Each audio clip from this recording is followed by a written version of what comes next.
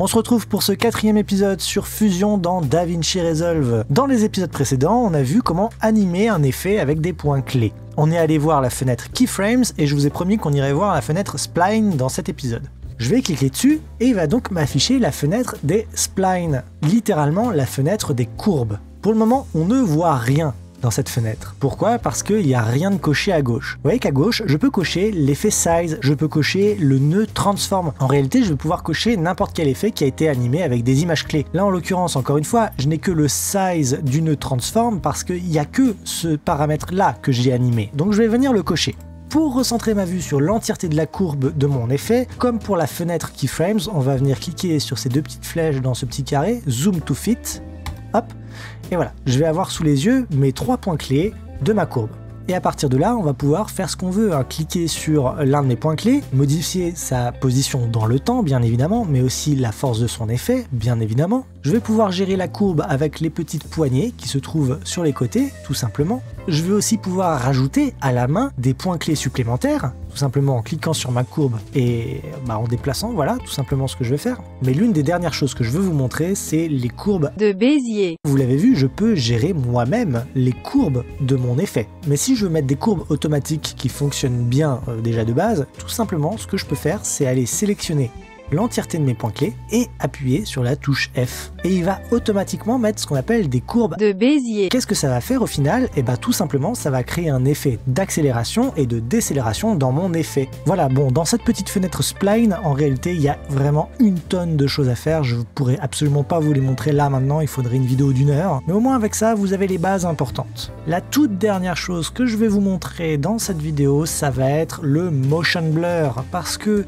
un mouvement comme ça, aussi fluide soit-il, il n'est pas très convaincant sans motion blur. Alors comment est-ce qu'on fait? Déjà, vous allez vous apercevoir que quasiment tous les nœuds permettent de générer un motion blur. Ça va être le cas pour mon nœud de texte. Dans l'onglet Settings, on trouve le motion blur. Ça va être le cas pour le nœud Merge. Pareil, onglet Settings, en bas on a Motion Blur, et ça va donc être le cas pour le nœud Transform aussi. On va dans Settings, et en bas on a Motion Blur. Donc pour savoir lequel choisir, il va falloir comprendre qu'est-ce qui bouge. Parce que le Motion Blur, c'est ça, c'est du flou de bouger. Là, dans ce cas très précis que je vous montre, le mouvement provient du nœud Transform. Donc c'est ce nœud-là auquel je veux appliquer le Motion Blur. J'ai donc mon nœud Transform sélectionné, et je vais cocher la case Motion Blur. Et voici qu'il nous affiche plusieurs paramètres. Je vais le faire très rapidement. Les deux paramètres les plus importants, ça va être le paramètre de qualité et le paramètre de shutter angle. Je vais éviter de vous faire tout un cours sur le fonctionnement des caméras, mais en gros, le paramètre shutter angle, c'est ce qui va gérer la longueur de la traînée du flou de mouvement. Tandis que le paramètre qualité, c'est ce qui va gérer la qualité du flou de mouvement. Pour bien comprendre comment ça marche, il faut que vous vous disiez que le logiciel va générer des images supplémentaires avec plus ou moins de délai. Et c'est ces images supplémentaires qui vont donner l'impression qu'il y a un flou de mouvement, parce qu'il va y avoir un petit délai.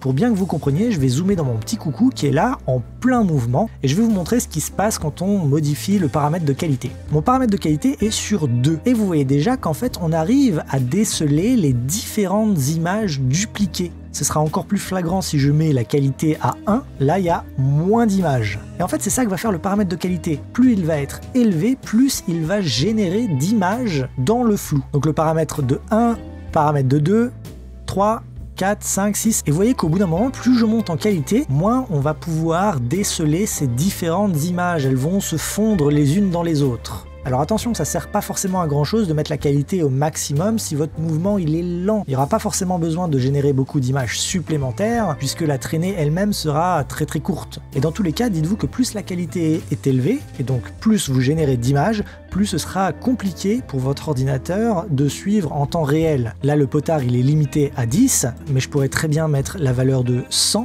Et là, je peux vous dire que mon ordinateur il a légèrement du mal, alors que ça sert pas à grand chose de mettre 100 dans ce cas précis, parce que le mouvement il est tout petit. J'espère que ça vous aura plu. Dans la prochaine vidéo, on s'intéressera au nœud de masque.